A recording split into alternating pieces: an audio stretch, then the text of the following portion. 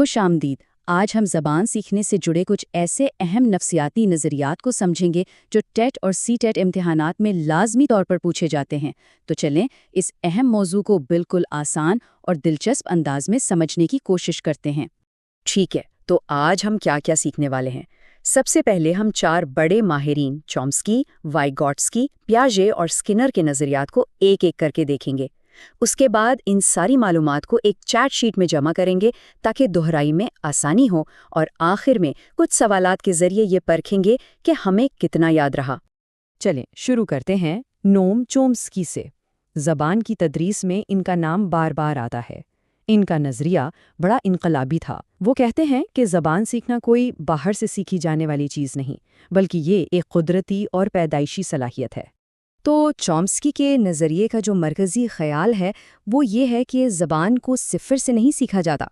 उनके मुताबिक हम इंसान हयातियाती तौर पर ज़बान सीखने के लिए प्रोग्राम्ड है, यानी हमारे दिमाग में ज़बान सीखने का पूरा सिस्टम पहले से ही मौजूद होता है। अच्छा, अब ये 3 बातें बहुत अहम हैं, इनको याद रखिएगा। चॉम्स्की कहते हैं कि हमारे दिमाग में एक लैंग्वेज एक्विजिशन डिवाइस या LAD होता है। ये डिवाइस क्या करता है? ये यूनिवर्सल ग्रामर को समझता है, यानी दुनिया की तमाम ज़बानों में जो मुश्तरका उसूल पाए जाते हैं उनको पहचानता है। इसी वजह से ज़बान सीखना एक खुदकार अमल बन जाता है। तो चॉम्स्की ने तो हयातियात यानी बायोलॉजी पर जोर दिया। अब आते हैं लियो वाइगॉट्स्की की तरफ। ये मामले को बिल्कुल मुख्तलिफ ज़ाविये से देखते हैं। इनकी तवज्जो इंसान पर नहीं बल्कि मुआशरे और लोगों के आपसी ताल्लुक पर है। वाइगॉट्स्की के लिए सबसे अहम लफ्ज़ है ताल्लुक या इंटरैक्शन। वो कहते हैं कि ज़बान कोई अकेले में सीखने वाली चीज़ नहीं, बल्कि ये एक समाजी आला है। बच्चा इसे बोलकर, सुनकर और अपने इर्द गिर्द के लोगों के साथ घुल मिल कर सीखता है। ये स्लाइड वाइगॉट्स्की के अहम ख़यालात को बहुत अच्छे से वाज़े करती है। इनके लिए सामाजी ताअम्मुल ही सब कुछ है। और एक बहुत दिलचस्प बात, आपने बच्चों को खेलते हुए खुद से बातें करते देखा होगा। वाइगॉट्स्की इसे प्राइवेट स्पीच कहते हैं, और इनके नज़दीक ये कोई फालतू चीज़ नहीं, बल्कि ये बच्चों के लिए अपने ख़यालात को मुनज़्ज़म करने और ख़ुद को हिदायत देने का एक बहुत अहम ज़रिया है। ठीक है, अब बारी है जीन पियाजे की। ये हमें एक और नया ज़ाविया दिखाते हैं। पियाजे ज़ुबान को बच्चे की ज़हनी नशोनुमा यानी उसकी सोचने समझने की सलाहियत और उसकी उम्र से जोड़ते हैं। पियाजे का बुनियादी ख्याल बहुत सादा लेकिन गहरा है।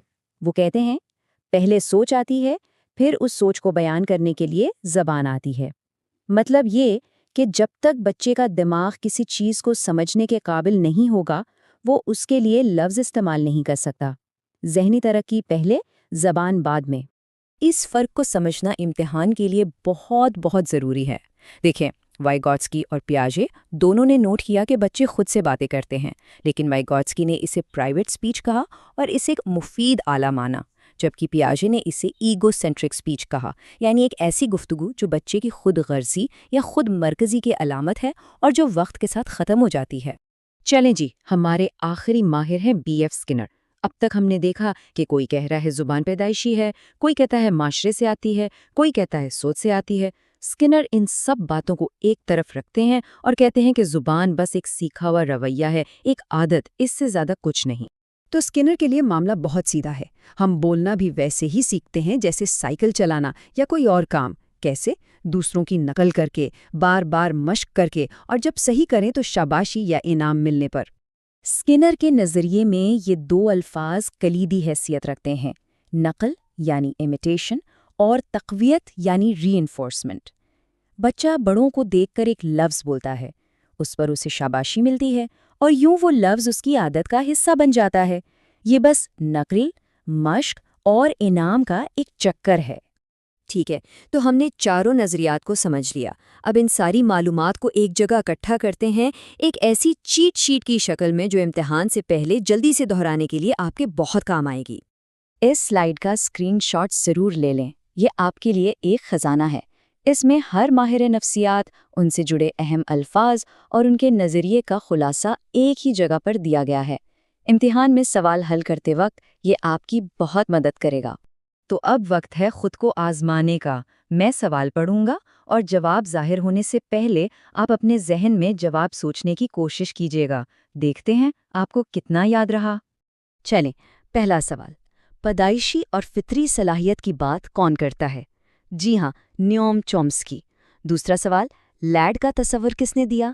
اس کا جواب بھی ہے نیوم چومسکی۔ اور تیسرا سوال، وائیگوٹسکی کے لیے سب سے اہم کیا ہے؟ بالکل ٹھیک، سماجی تعامل۔ اگلا سوال، جب بچہ خود سے باتیں کرے تو وائیگوٹسکی کے مطابق یہ کیا کہلاتا ہے؟ جواب ہے ذاتی گفتگو، یعنی پرائیویٹ سپیچ۔ سوال نمبر 5، اسی عمل کو پیاجے کیا کہتے ہیں؟ وہ اسے انا پرستانہ گفتگو یا ایگو سینٹرک سپیچ کہتے ہیں۔ اور چھٹا سوال، پہلے سوچ پھر زبان کا نعرہ کس کا ہے؟ یہ ہیں جین پیاجے۔ سوال نمبر 7، یونیورسل گرامر کا تصور کس نے پیش کیا؟ ایک بار پھر جواب ہے نوم چومسکی۔ اور 8واں سوال، اسکنر کے مطابق زبان سیکھنے کا طریقہ کیا ہے؟ بالکل سیدھا جواب ہے نقل اور مشق کے ذریعے۔ اور یہ رہے آخری 2 سوال۔ سوال نمبر 9، اگر امتحان میں ثقافت اور معاشرے جیسے الفاظ نظر آئیں تو فوراً کس کا نام ذہن میں آنا چاہیے؟ جواب ہے لیو وائیگوٹسکی۔ اور آخری سوال، کون کہتا ہے کہ زبان سماجی تعامل سے سیکھی جاتی ہے؟ اس کا جواب بھی ہے لیو وائیگوٹسکی۔ تو آخر میں ایک سوال سوچنے کے لیے، ایک استاد کی حیثیت سے ان میں سے کون سا نظریہ آپ کے لیے کلاس روم میں سب سے زیادہ کارآمد ہو سکتا ہے؟